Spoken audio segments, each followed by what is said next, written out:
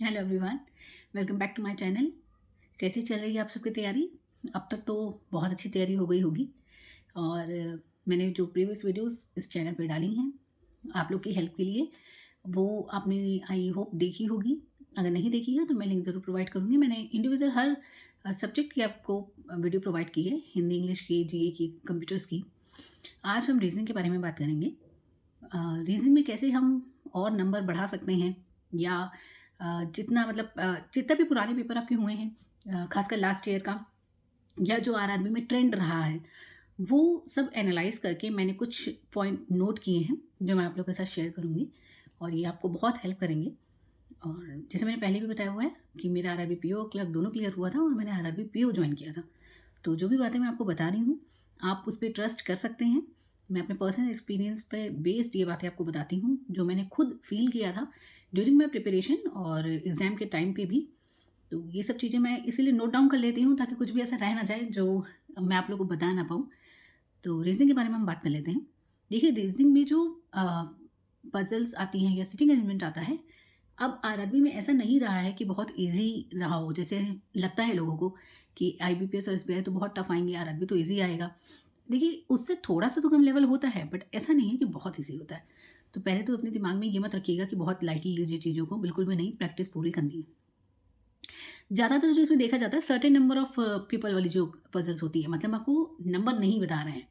इस तरीके की भी आपको सिटिंग अरेंजमेंट देखने को मिल रहा है।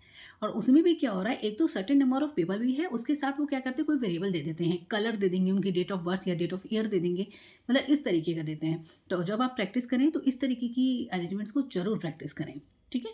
दूसरा जो देखा गया है, वो ये है कि जो ब्लड रिलेशन आता है, देखिएगा पिछले प्री में भी ऐसा हुआ था कि ब्लड रिलेशन वाले क्वेश्चन थोड़े से फँसाने वाले थे।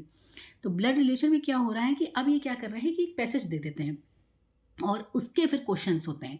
और उस पैसेज में भी ऐसा नहीं है कि आपकी 1 या 2 जनरेशन हो, 3 मतलब 3rd जनरेशन तक ये जा रहे हैं, ठीक है? ज़्यादातर क्या हो रहा है, sister in law, mother in law, इस तरीके की चीज़ें पूछी जा रही हैं। तो अगर आपको ऐसे रिलेशंस में दिक्कत आती है, तो उसकी प्रैक्टिस ज़रूर करिए, ठीक? फिर है इनक्वालिटी होती है, ठीक है? इनइक्वालिटी में मैंने ये देखा है कि ऐसे डायरेक्ट नहीं आ रहा है, मतलब आपका क्वेश्चन दिया हुआ है, फिर स्टेटमेंट 1 दिया हुआ है, स्टेटमेंट 2 दिया हुआ है, और फिर पूछा हुआ है कि कौन सा स्टेटमेंट सही है, या statement 1 is greater than statement 2, मतलब इस तरीके का क्वेश्चन आ रहा है। तो ये थोड़ा-सा पैटर्न अलग है, ये भी ध्यान दीजिएगा, ठीक है? इसके बाद कोडिंग आती है, तो कोडिंग भी आपकी पैसेज में आई हुई थी। पैसेज आया हुआ है कोडिंग का और उसके 5 क्वेश्चन आए या 4 क्वेश्चन आए, इस तरीके का आ रहा है। ठीक है? फ्लोर, हाँ, पज़ल्स आई थी, जैसे फ्लोर बेस्ड पज़ल है, तो उसमें क्या आ रहा है, उसमें भी वैसे ही स्टेटमेंट 1 और स्टेटमेंट 2 करके दिया हुआ है। थोड़ा-सा क्वेश्चन को ट्रिकी बनाने के लिए सब चीज़ें की जाती हैं कि थोड़ा-सा मतलब जब आप पढ़ोगे तो पहले ही डर जाओ। आप अगर खुद ही देखो ना, एक पज़ल दी हुई है, उसमें पहले ही दिया हुआ है कि 7 फ्लोर हैं, इतने लोग रह रहे हैं, तो उनका ये फ्लैट नंबर है, कुछ भी। और उसके बाद जब वो क्वेश्चन्स पूछ रहे हैं, तो उसमें वो स्टेटमेंट दे रहे हैं। कि स्टेटमेंट 1 में लिख देंगे कि ए 7th फ्लोर पे रह रहा है, एफ के 2nd फ्लोर पे है, कुछ भी, और स्टेटमेंट 2 ये है। अब फिर ऑप्शन है, स्टेटमेंट 1 सही है, स्टेटमेंट 2 सही है, दोनों सही हैं, एक सही है, कुछ भी सही नहीं। तो ये थोड़ा-सा फँसाने वाले क्वेश्चन होते हैं, ये टफ़ नहीं होते हैं, हमेशा ध्यान रखिएगा, ये टफ़ नहीं है। लेकिन ये थोड़ा-सा आपको परेशान करने वाले हैं कि जब आप क्वेश्चन देखेंगे आपको लगेगा ये क्या पूछ लिया। तो इनसे डरना नहीं है, ठीक है? पज़ल अपनी आराम से आप बनाइए, आपके सारे क्वेश्चन हो जाएँगे। इसके अलावा डायरेक्शन वाले जो क्वेश्चन आए थे, वो भी स्टेटमेंट में आए थे, कि एक पूरा दिया हुआ था कि ए इधर से इधर जा रहा है, ये सब चीज़ें, और फिर स्टेटमेंट में पूछा हुआ है क्वेश्चन को, कि स्टेटमेंट 1 दे दिया, स्टेटमेंट 2 दे दिया, और फिर क्वेश्चन पूछ रहे हैं, ठीक?